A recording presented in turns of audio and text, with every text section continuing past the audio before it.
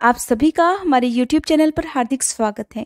आज की इस वीडियो में आप जानेंगे कार्तिक पूर्णिमा के बारे में। कार्तिक पूर्णिमा को देव दिवाली भी मनाई जाती है। तो कार्तिक पूर्णिमा कब है, व्रत कब रखा जाएगा, स्नान दान आपको कब करना है, पूर्णिमा की तिथि कब से कब तक रहेगी, इस दिन सूर्योदय, सूर्यास्त और चंद्रोदय का समय क्या रहेगा। और इस बार कार्तिक पूर्णिमा के दिन सबसे खास बात यह है कि इसी दिन साल का अंतिम ग्रहण जो कि चंद्र ग्रहण है लगने जा रहा है। और ये ग्रहण पूर्ण चंद्र ग्रहण होगा, जिसका सूतक भी हमारे देश में मान्य होगा और हमारे देश में ये ग्रहण दिखाई भी देगा। पूर्णिमा के दिन ही सत्यनारायण व्रत भी रखा जाता है। ऐसे में श्री सत्यनारायण भगवान की कथा पढ़कर सुनकर आप भी इस व्रत को रख सकते हैं। जो लोग किसी कारण से देवउठान एकादशी के दिन या द्वादशी के दिन तुलसी जी का विवाह नहीं करा पाए हों, तो वो लोग कार्तिक पूर्णिमा के दिन भी तुलसी जी का विवाह करा सकते हैं। लेकिन ग्रहण पड़ने के कारण इस बार 7 नवंबर सोमवार को पूर्णिमा का उपवास रखा जाएगा। और अगर जानकारों की माने तो 8 नवंबर को कार्तिक पूर्णिमा के दिन ग्रहण लगेगा, इसलिए इस बार देव दिवाली भी 7 नवंबर सोमवार के दिन ही मनाई जाएगी। पूर्णिमा के दिन स्नान दान भी करना चाहिए। ऐसे में पूर्णिमा की तिथि इस बार 2 दिन है, तो दोनों ही दिन आप स्नान दान कर सकते हैं। तो ऐसे में आप 7 नवंबर को तो स्नान दान करके व्रत रखेंगे ही, लेकिन ग्रहण की समाप्ति के बाद या ग्रहण के समय भी कुछ न कुछ दान अवश्य करना चाहिए। अगर संभव हो तो 8 नवंबर को आप गंगा जी में या फिर काशी जी में या फिर किसी भी पवित्र तीर्थ स्थल पर जाकर स्नान कर सकते हैं। नहीं तो घर पर ही गंगा जल मिलाकर स्नान कर सकते हैं। आज के दिन अगर तुलसी जी की जड़ की मिट्टी शरीर पर लगाने के बाद स्नान किया जाए तो उससे भी गंगा जी में स्नान करने के बराबर पुण्य की प्राप्ति हो जाती है। तो पूर्णिमा का उपवास इस बार 7 नवंबर को रखा जाएगा और 8 नवंबर मंगलवार के दिन आप स्नान दान कर सकते हैं। इसी दिन साल का अंतिम चंद्र ग्रहण भी है, जो कि पूर्ण चंद्र ग्रहण होगा, जिसका सूतक 9 घंटे पहले ही प्रारंभ हो जाएगा। सूतक के समय जब तक ग्रहण समाप्त ना हो जाए तब तक किसी भी शुभ कार्य को करने से बचना चाहिए, क्योंकि इस दिन सूतक लगा रहेगा। तो ऐसे में मंदिर में पूजा पाठ नहीं होगी, मंदिर के कपाट बंद कर दिए जाएंगे, मंदिर की मूर्ति को स्पर्श नहीं किया जाता है। ऐसे में आप 8 नवंबर को केवल मानसिक पूजा कर सकते हैं।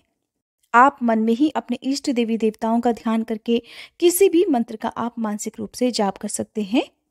पूर्णिमा की तिथि प्रारंभ होगी 7 नवंबर की शाम 4:17 से, जिसकी समाप्ति होगी 8 नवंबर मंगलवार की शाम 4:32 पर।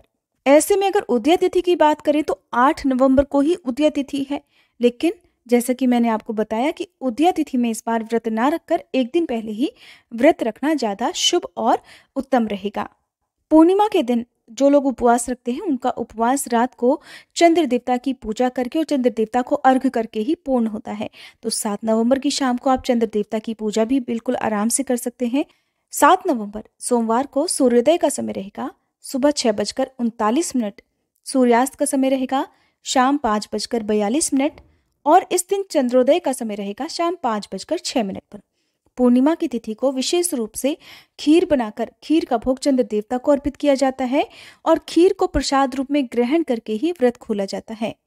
और इसी खीर का भोग भगवान विष्णु को और भगवान कृष्ण को अर्पित किया जाता है। साथ में तुलसी दल जरूर रखे जाते हैं।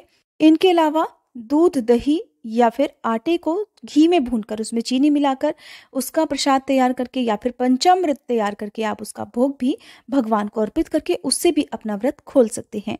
इस दिन को देव दिवाली के रूप में मनाया जाता है। तो अपने घर के मुख्य द्वार पर और आसपास आपको दीपदान अवश्य करना चाहिए, यानी कि दीपक जलाकर रखने चाहिए।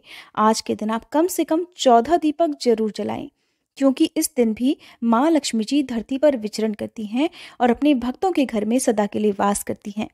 8 नवंबर मंगलवार को सूर्योदय का समय रहेगा सुबह 6:40, सूर्यास्त का समय रहेगा शाम 5:41 और चंद्रोदय का समय रहेगा शाम 5:42।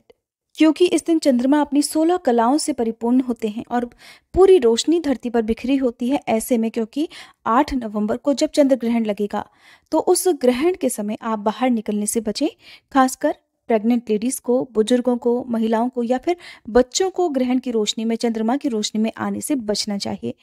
8 नवंबर मंगलवार को चंद्र ग्रहण प्रारंभ होगा शाम 5:32 से और समाप्त होगा शाम 6:18 पर। इस ग्रहण का सूतक काल मंगलवार को सुबह 9:21 से प्रारंभ हो जाएगा। पूर्णिमा का उपवास रखने वाले सभी भक्तों को इस दिन भगवान विष्णु की, माँ लक्ष्मी जी और भगवान श्री कृष्ण के साथ भोलेनाथ और पूरे शिव परिवार की पूजा करनी चाहिए।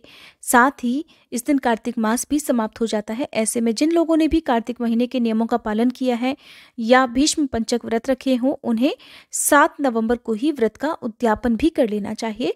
कार्तिक मास के नियमों की समाप्ति भी कर लेनी चाहिए। इस बारे में आपको कंप्लीट वीडियो हमारे चैनल पर जल्दी मिल जाएगी। अगर आपको ये वीडियो पसंद आई हो तो प्लीज़ वीडियो को लाइक करके हमारे चैनल को सब्सक्राइब जरूर कर लीजिएगा, ताकि इसी तरह की और अन्य जानकारी आपको समय से मिल सके।